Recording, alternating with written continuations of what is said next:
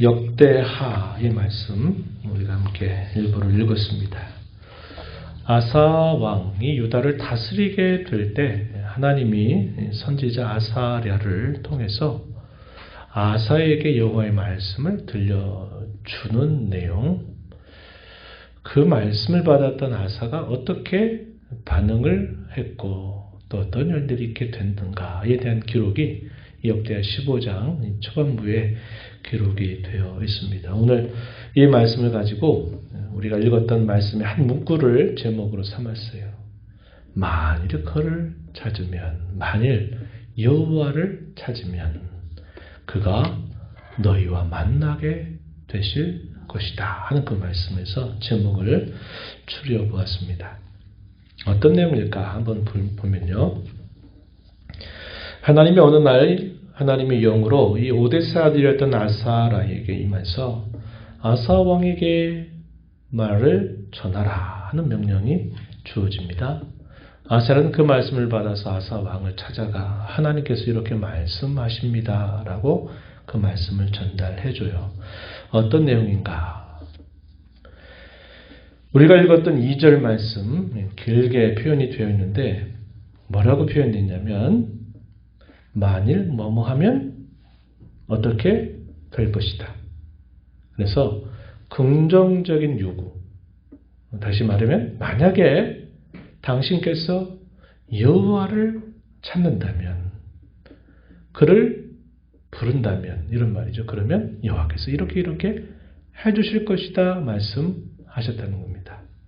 반대로 만약에 당신께서 이와 반대로 하게 된다면 여호와께서도 그렇게 하신다고 말씀하셨습니다. 이렇게 전달해 주는 거예요.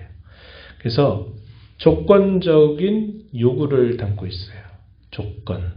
이렇게 해주면 이렇게 하고 이렇게 하면 이렇게 하시겠다고 말씀하셨다. 전달해 줍니다. 그래서 전반부의 내용은 어떤 내용입니까? 여호와와 함께하면, 여호와를 찾으면 하나님께서 왕과 함께 하실 것이고 여호와께서 왕을 만나실 것입니다. 이렇게 이야기하고, 만약에 당신께서 그를 버린다면 여호와께서도 당신을 버리신다. 이렇게 말씀하셨다고 이야기합니다. 이 말만 들으면 대단히 조건적이다 이런 느낌이 들잖아요. 그죠? 예수님께서 그런 말씀하시죠. 너희가 만일 나를 사람 앞에 시인하면 나도 아버지 앞에서 너를 시인할 것이고, 너희가 나를 부인하면 나도 너희를 부인하겠다. 이렇게 말씀하세요. 이런 말씀을 들으면 그냥 번쩍 그냥 정신 드는 말씀이 되죠. 그런데 다분히 조건적으로 표현되어 있는 말씀으로 여겨져요.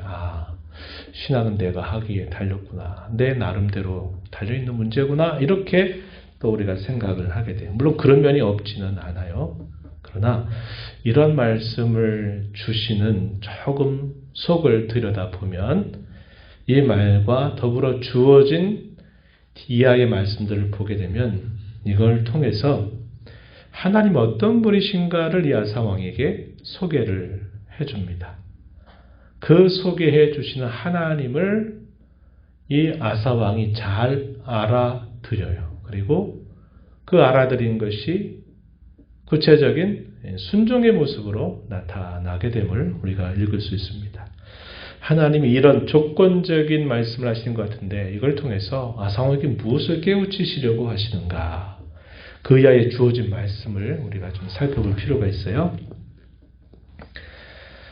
환난 때 부르짖었던 이스라엘에게 하나님이 응답하신 일이 있다. 이런 말씀하세요. 당연한 말씀입니다. 라고 보내지겠지만요. 조금 구체적으로 봐야 될 필요가 있다는 거예요. 4절 가서 보시면은 뭐라고 말하냐면 그들이 그 환난 때 그들 누굴 말할까요? 북이스라엘을 말하는 겁니다. 북이스라엘을 말해요. 당시는 아사 왕이 다스리고 있던 때에 이스라엘 나라는 두 나라로 분열되어 있는 상태였어요. 그래서 북쪽의 10지파를 중심으로 이스라엘이라 부름을 불렀고요.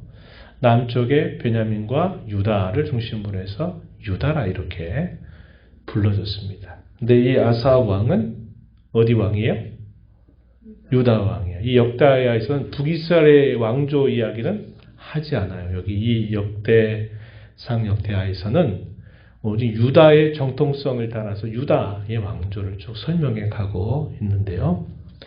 여기서 그들이 환난받을 때, 환난 때라고 말하는 것은 북이스라엘의 환난을 겪고 있는 때를 말하는 겁니다. 어떤 환난이었을까요? 한번 좀 찾아가 보죠. 5절 한번 보세요. 5절, 6절에 소개가 됩니다. 그때에 환난 때 이 말입니다. 온 땅의 모든 주민이 크게 요란하여 사람의 출입이 평안하지 못하였다. 이 나라와 저 나라가 서로 쳤다. 이 성읍이 저 성읍과 또한 그러하여 피차 상한 바 되었다. 이게 북이스라엘의 그 왕조 안에 많은 혼란들이 있었던 때를 이렇게 하나 예시를 한 겁니다. 어떤 일이 있었다고 말을 합니까? 크게 온 주민이 요란했다. 사람들이 길거리를 오고 가는 게 평안하고 안전하지 못했다. 이렇게 말하죠. 나라와 나라 사이에 계속 전쟁이 일어나면서 큰 위기가 언제 닥칠지 모르는 그런 상황을 겪고 있었다. 서로 사람과 사람 사이에 서로 치고받고 하면서 상한 바가 되는 그런 환난이 북이스라엘에 있었다는 것을 이야기해 줍니다. 근데 이것은 6절 끝부분에 보니까 뭐라고 말하냐면 하나님이 여러 가지 고난으로 요란하게 하신 것이다. 이렇게 말합니다. 북이스라엘 나라를 이런 환난을 겪게 하신 장본인이 하나님이시다. 이렇게 말을 하고 있는 겁니다. 그럼 왜 이런 결과가 북이스라엘에게 닥쳤을까요? 그 이유에 대해서는 3절 말합니다. 3절 말씀에 뭐라고 말해요? 3절 한번 보시면 이스라엘에는 뭐가 없고요? 참신이 없고 뭐도 없어요? 가르치는 제사장도 없고 또 뭐가 없어요? 율법도 없은 지가 오래되었다. 북이스라엘 나라 역사 여러분 이제 그려질 거예요. 그죠? 처음 그 나라가 시작할 때부터 단추를 잘못 꼈다 그랬죠. 종교 정책을 이상하게 펼쳤다 그랬어요. 베델과 단, 이스라엘의 북부로부터 이스라엘 남쪽 경계 이곳에 근처에다가 여기다가 큰 제단을 만들어 두고 거기다가 금으로 송아지 형상을 만들어서 그 송아지를 하나님이라 여기고 그 앞에서 제사해라. 이렇게 정책을 펼치게 됐습니다. 사실 하나님의 백성들 어디로 가야 됩니까? 하나님이 정해주신 예루살렘 성전으로 가야 되는데 나라가 두 나라로 갈라져 버리니까 북이스라엘 왕이 생각할 때는 이스라엘 백성들이 자기 백성들이 예루살렘으로 가게 되다가 그 나라로 가버리면 안 되겠다 싶으니까 거기 가지 마라 더 이상. 그래서 베델과 단에다가 거기다가 우상을 만들고 그 우상 앞에 절하도록 하나님이 다 부른 거예요. 근데 하나님이 결코 그렇게 말씀하신 바가 없는데 그곳에서 종교를 시작하도록 했던 겁니다. 그러니까 그런 상황이 계속 흘러가면서 어떻게 됐을까요? 계속 우상 숭배, 부패. 그럼 하나님이 어떻게 하셔요? 주변 나라를 들어가지고 이스라엘 백성들을 치게 하고 이런 일들이 계속 있었다는 것을 말해줘요. 왜 이 이스라엘 나라에 이런 큰 혼란과 환난이 닥쳤는가? 그것은 하나님이 벌 주신 것이다. 이렇게 이야기하고 그렇게 된 이유는 3절에서 읽은 것처럼 하나님이 참되신 신인데 하나님이 없대요. 또 뭐가 없다고 말합니까? 제사장이 없대. 제사장이 가르치는 일이 굉장히 중요한 일이에요. 제사장의 직책 크게 두 가지로 얘기하면 하나는 율법을 가르치는 것이에요. 그래서 그들이 제사로 올 때 이방 백성들처럼 하나님 제사하지 않도록 율법이 뭘 원하는지를 가르치는 역할, 제사장의 직무고 또 하나는 제사를 집례하는 역할을 하는 것이 이 제사장의 의무였는데 제사장이 없어요. 제사장 어떻게 세웠다 그랬죠? 여러분 기억나요? 어떻게 세웠어요? 북이스라엘 나라의 제사장? 뽑은 게 아니라 너 하고 싶어? 그래 해. 이렇게 세웠어요. 불법적으로 제사장을 세워서 제사장 되게 한 겁니다. 그 제사장은 뭐 하려고 제사장 됐어요? 호구지책이죠. 호구지책. 먹고 살기 위해서 종교인이 된 겁니다. 그런 일이 되니까 율법을 뭘 가르쳐요. 그죠? 율법을 가르치는 제사장이 없고 또 뭐가 없다 그랬어요? 네, 율법이 없죠. 율법 안 가르치니까. 그래서 그렇게 오랜 시간이 흘렀다는 거예요. 그런 일로 인하여 하나님이 이스라엘 백성들에게 환난을 겪게 하신 것이라는 겁니다. 그런 상황 가운데 있었을 때라도 이제 그 다음이 중요해요. 그 다음에 중요한 표현이 뭐냐면 이 말씀이에요. 4절 한번 다시 가서 보세요. 그들이 그 환난 때 환난이 뭐고 환난이 왜 왔는가 살펴봤는데 이제 4절 보시면 이스라엘 하나님 여호와께로 돌아가서 찾았더니 그가 누굽니까? 하나님께서 그들과 누구예요? 그들? 이스라엘 백성들과 만나게 되셨다. 이렇게 말합니다. 이게 뭐예요? 상식적으로나 합리적으로는 그런 일이 생길 수가 없다는 거예요. 왜? 너무나 오랜 시간 동안 그들이 하나님을 배역했어요. 하나님의 백성이라고 하는 명목상의 이름은 가지고 있지만 너무나 오랜 시간 동안 북이스라엘에 있는 백성들은 하나님 없이 그분을 배격하면서 오랜 세월을 살아왔다는 겁니다. 그런데 하나님이 어떻게 하셨대요? 그러한 그들이라도 뭐 했더니 여호와를 찾았더니 하나님 어떻게 주셨다고요? 만나 주셨대요. 하나님이 얼마나 자비로우신 분인지 얼마나 국률이 많으신 분인지를 분명히 보여주는 표현이에요. 우리 같으면 어떻게 할까요? 쉽게 말하면 100번 계속 나를 힘들게 하고 나에게 잘못했던 사람이 한 번 조금 괜찮게 했대요. 그러면 어떤 생각이 들어요? 100번 잘못한 게 그게 상쇄가 됩니까? 안 되죠. 또 그거 한 번 했다가 또 조금씩 또 그런 짓 할 거면서 왜 그래? 이런 마음이 들 수 있잖아요. 근데 하나님은 어떻게 하셨대요? 그걸 모르는 바 아니신데 그들이 그렇게 오랜 시간 동안 잘못하고 하나님을 배격했어도 자신들이 그 환난당하면서 하나님 불쌍히 여겨주세요. 이렇게 하나님 만나 찾고 구했더니 하나님이 그래 내가 여기 있다. 그래서 하나님이 만나 주셨다는 거예요. 이 표현이 보여주는 것은 우리 하나님이 얼마나 기다리시는 분인가, 그분이 얼마나 인자와 긍휼이 풍성하신 분인가를 말해주는 거예요. 그러면서 아사왕에게 전해주는 겁니다. 그 북이스라엘이 그 오랜 시간 동안 배역했어도 하나님을 찾았을 때 하나님은 그들을 만나서 그들을 도와주신 하나님이다. 그런 하나님이 찾으면 언제든지 만나주시겠다고 하셨습니다. 그러니 왕께서 이렇게 하셔야 합니다. 이러한 이야기를 한 거예요. 그러면서 뭐라고 말해? 7절에 권면하는 말씀이 우리 많이 들어봤던 말씀이에요. 한번 우리 읽어보겠습니다. 소리내서 시작. 그런즉 너희는 강하게 하라. 너희의 손이 약하지 않게 하라. 너희 행위에는 상급이 있음이라 하니라. 강하게 하라. 손이 약하게 하지 않게 해라. 이게 무슨 말입니까? 하나님을 만나고 하나님을 부르고 찾는 일에 주저하지 말고 그것을 적극 그렇게 하라는 거예요. 그것을 지금 촉구하고 있는 것입니다.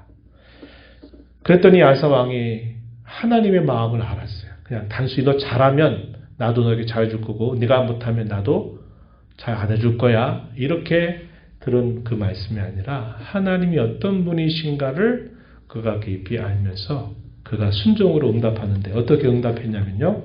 8절 9절에 보니까 이런 내용입니다. 제가 읽어볼게요. 보세요. 아사가 이 말 곧 선지자 오뎃의 예언을 듣고 마음을 강하게 하여 가증한 물건들을 유다와 베냐민 온 땅에서 없애고 또 에브라임 산지에서 빼앗은 성읍들에서도 없애고 또 여호와의 낭실 앞에 여호와의 제단을 재건하고 유다와 베냐민의 무리를 모으고 에브라임과 므낫세와 시몬 가운데서 나와서 저희 중에 머물러 사는 자들을 모았다.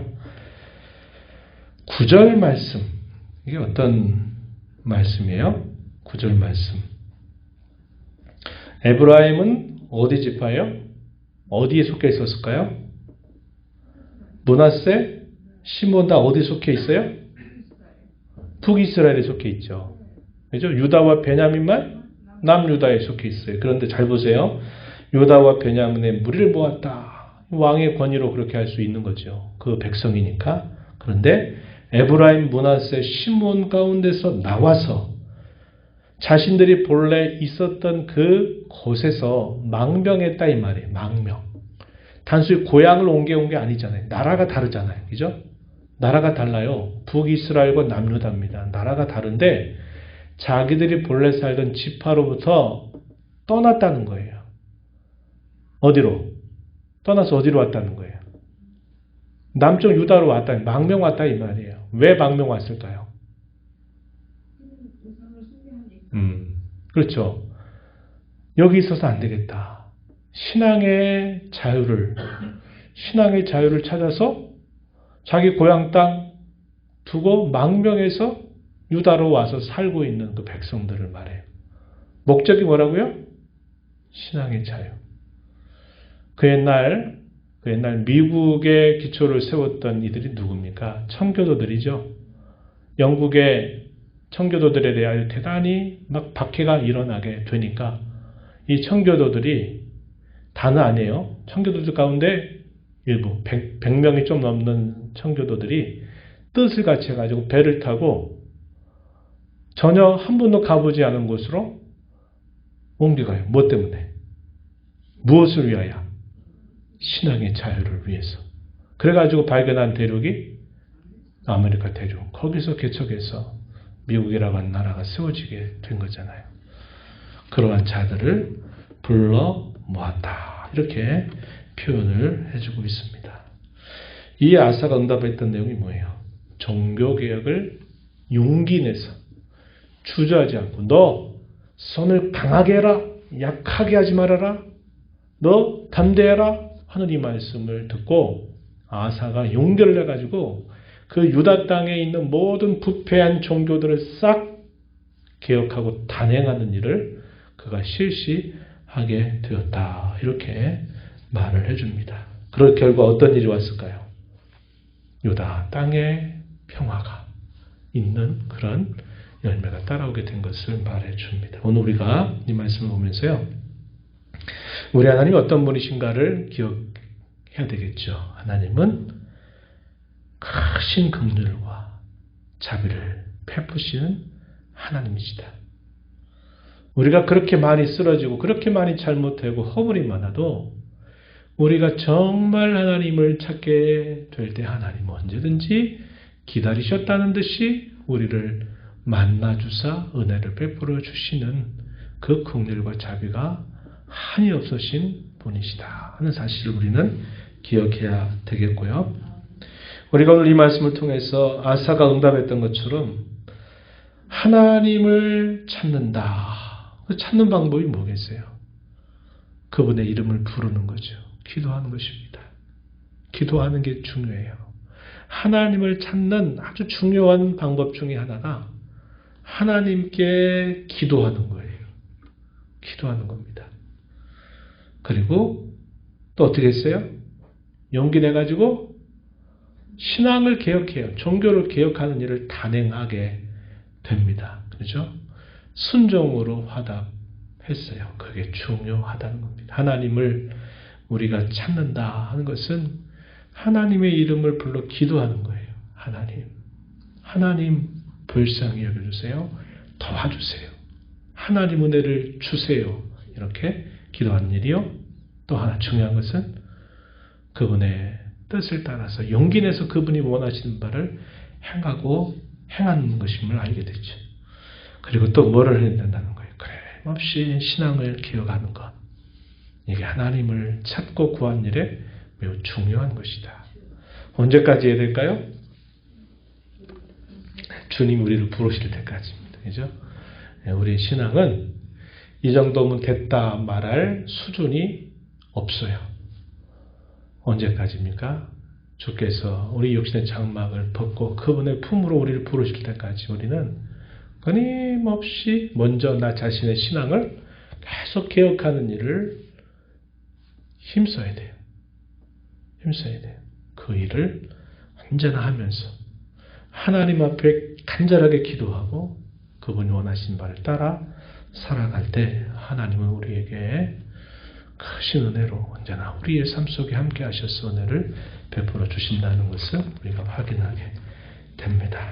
이런 하나님 잘 알고 우리도 함께 그 하나님을 모시고 찾고 구하면서 하나님과 함께 남은 생을 살아가게 되기를 진심으로 축원합니다.